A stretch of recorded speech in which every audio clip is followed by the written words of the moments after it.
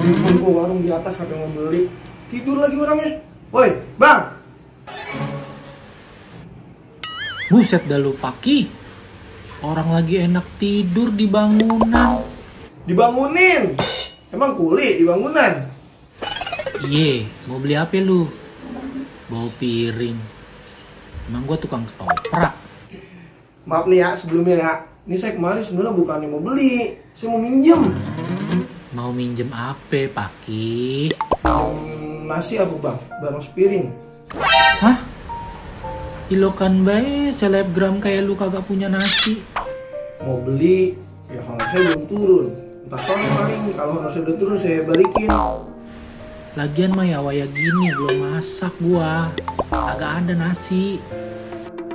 Oh gitu ya Bang. Yaudah dah, saya minjem mentahannya aja.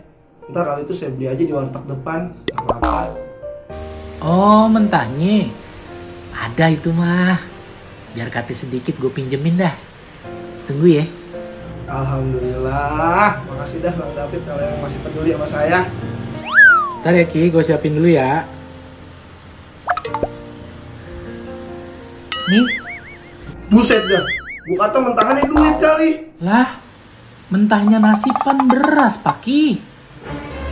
Lah jangan sebelum juga Bang.